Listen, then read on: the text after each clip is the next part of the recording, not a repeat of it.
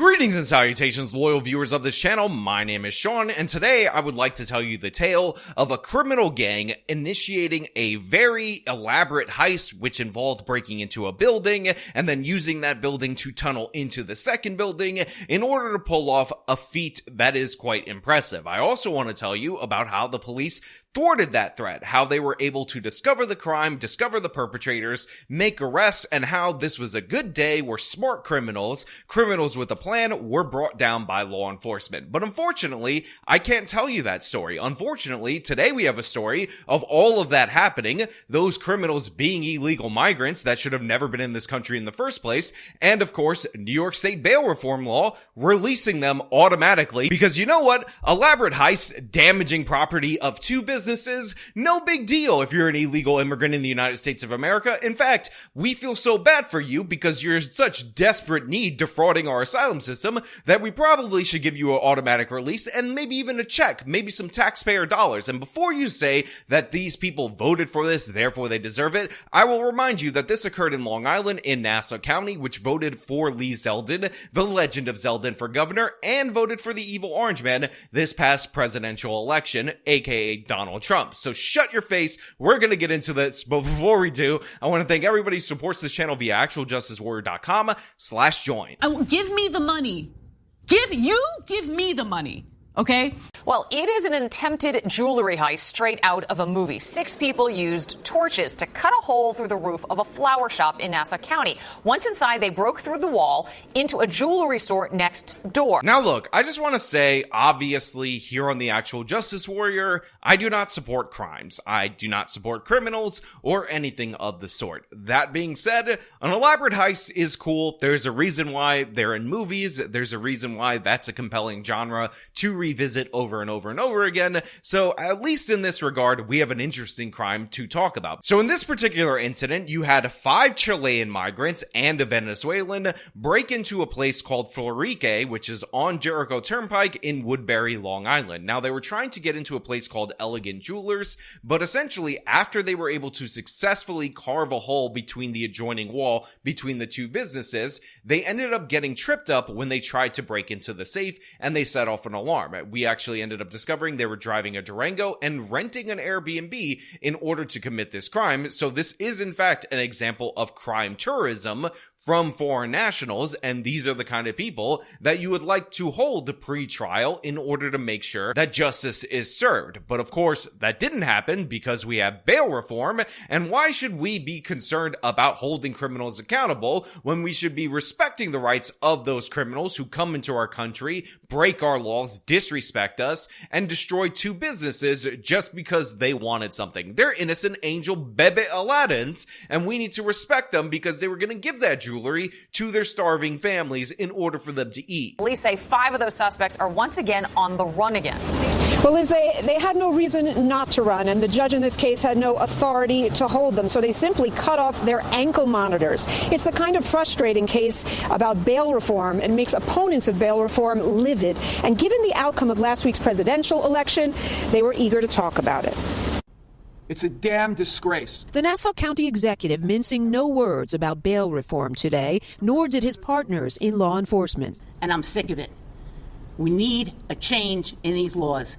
Give the judges back their discretion. Let us do our job. Now, the local news pitches this as anger that follows up the presidential election of Donald J. Trump. But the fact of the matter is, this kind of anger has been building up for a long time. And by the way, it is one of the main reasons why Nassau County, along with Suffolk County, has gone red. And by the way, the congressional representatives are also Republicans. It was Lee Zeldin's stellar campaign that ended up turning the tide, but that momentum was carried by the evil orange man, and a bunch of these different positions are held by Republicans. But the fact of the matter is, it's not about the presidential election. It's about statewide bail reform law that basically makes it impossible for these people to do their jobs. You see how pissed the district attorney is right there, but guess what? She still can't hold these people. They're still guaranteed a same-day automatic release due to the fact that we have this stupid-ass bail reform law that Governor Kathy Hochul doesn't want to change. And by the way, the thing that she did post-election was that she decided that she was going to institute the congestion price pricing that she paused for political reasons in the lead up to the election. So when it comes to taxing and robbing you for day-to-day things like driving in the city of New York, they're all for it, but doing something about the criminals, stopping them from destroying your businesses, breaking up foreign nationals in a heist, no interest in that. Same day automatic release. Maybe you'll get an ankle monitor. Please don't cut it off because there's no consequences if you were to do that. It's regarding an attempted burglary at this high-end shopping center on Jericho Turnpike here in Woodbury last Thursday, and the expensive and time-consuming bust of a sophisticated Chilean theft ring. And once again, because of these asinine laws, these people are back on the street. Cops say the alleged thieves were all in the country illegally from South America, all flagged as potential threats by Homeland Security. So a couple of things that I find to be incredibly notable. First and foremost, even though they said a Chilean crime ring, I do want to point out that according to the New York Post, all but one are Chilean, the other one is Venezuelan, but as you heard, they're all illegal migrants. They were all flagged by Homeland Security as dangers, but they were let in anyway because, you know, that's who we are according to President Biden and border czar Kamala Harris. I would, in fact, make sure that we immediately surge to the border. All those people are seeking asylum. They deserve to be heard. That's who we are. We're a nation that says if you want to flee and you're fleeing oppression, you should come. And they were all arrested in a very time-consuming investigation and bust for destroying these two businesses in order to rob a business. And guess what? They still get released automatically same day, despite the fact that there are all those red flags. You can't even hold them under a detainer so that ICE can grab them in order to deport them. That is the stupid country that we live in with sanctuary cities, but in this case, a sanctuary state that is New York State that also bends over backwards in order to cater to the criminals. We're so inefficient in dealing with these crimes. We have no judgment for judges that criminals will come from across the world in order to commit crimes in New York State because they know they will be protected by the Democratic Party in the state of New York. Police say they used power tools to make this hole in the roof of a floral shop, then more tools and torches with flammable gases to power through the wall to Elegant Jewelers, which sits next door.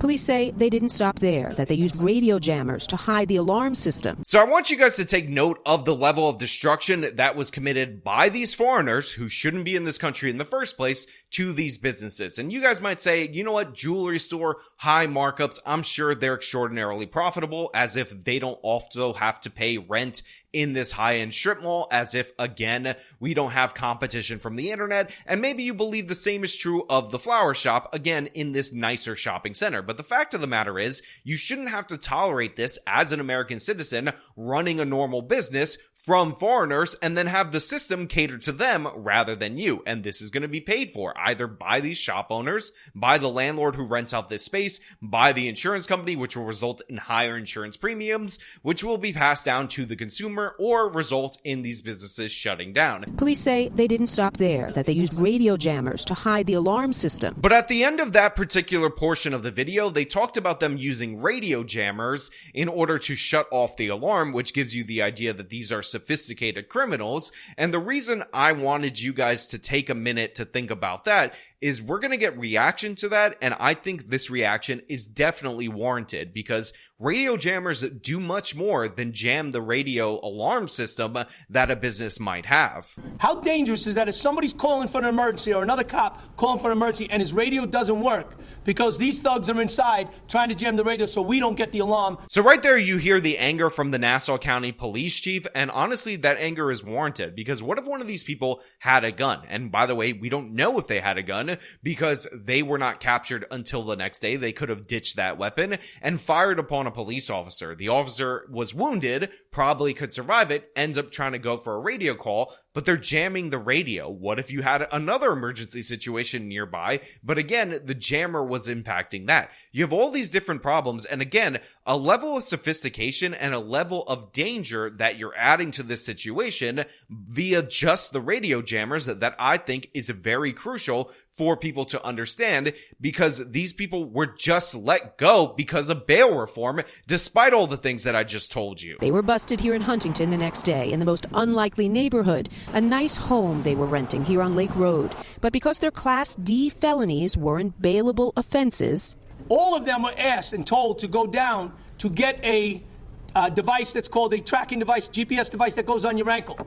Only 3 showed up to get their monitors, and hours later they cut them off somewhere in New Jersey. Highlighting a case that explains why issues such as the border and crime became front and center in the presidential campaign. So in this particular instance, you have a population that voted in a certain direction. You have a police department, a prosecutor, and a representative that covers this whole area that are on the right side of these issues, but they're completely helpless due to the fact that we have statewide bail reform law and the Democrats won't do anything in order to nerf that. But there were so many dumb things that were said that are part of the procedure in the state of New York. It defies all logic. So first and foremost, these people being released without bail when, again, they're criminal migrants who are part of a sophisticated burglary operation, already right there, stupid, insane, asinine, ridiculous in every way. Secondly, they were given ankle monitors, and it's hard to even say that that is actually true because they were basically just asked to go to a place to get ankle monitors on a voluntary basis, and only 3 of them ended up showing up. So right off the top, those 3 individuals are dumber than the other people in the crew because apparently they could tell you to put on an ankle monitor as a condition of you being released automatically without bail, but you don't even have to show up to that appointment because they won't even hold you in custody long enough for you to be fitted for said ankle monitor. Again, just an asinine idea. But then, to make matters worse, they end up escaping the state to the state of New Jersey, which again, you shouldn't be able to do if you have an ankle monitor that is supposed to make sure you're not fleeing, you're not leaving the state, but that was able to happen. They were able to get all the way to Jersey, and then they cut the ankle monitors off. So these people are totally in the wind. These criminals who were tracked down, caught, meant to be held accountable, arrested, charged, all of that, nothing you could do because unlike 49 other states in our union,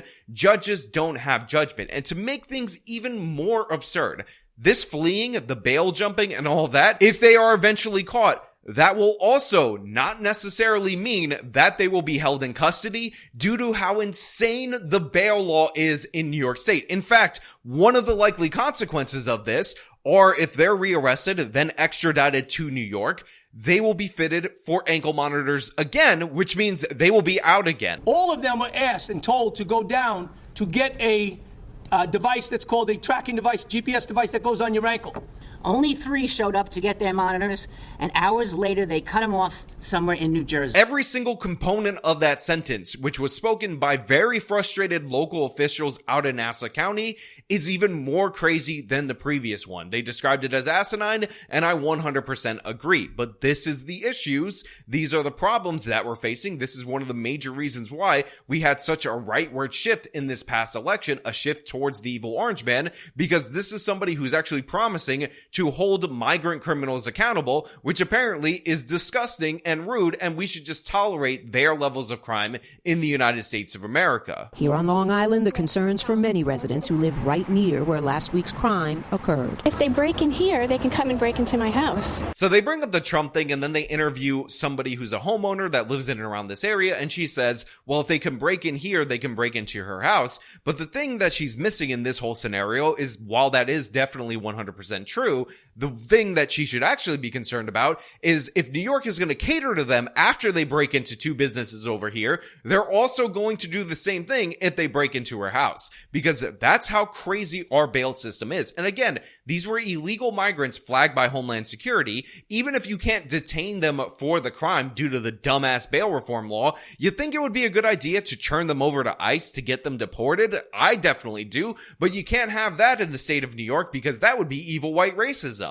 Instead, let these people run amok, let these people tear up communities, let these people escape custody, even though we all know that they were a danger, they were flagged by Homeland Security as a danger. We can't do anything about that because that would be racist if we did. Absurd. Now, the judge in this case did have the authority to order one of the 6 suspects held. That's because he had an outstanding warrant in Pennsylvania. But once again, the other 5 right now still on the lam in a case that the Nassau County executive says cost this county hundreds of thousands of dollars. Yeah, so right there you end up finding out that one of these 6 people was held on a previous warrant. The judge didn't have the authority to do it in those other cases, but it was exercised in this particular case. And wouldn't you know it, the person that they held in custody is still in custody. The person that they held in custody did not flee the state. Isn't that amazing how that works, guys? When you actually can hold criminals accountable, they end up getting held accountable. But you know what? That's just my crazy idea of how the law should work. It happens to be logical, sensible, and reasonable.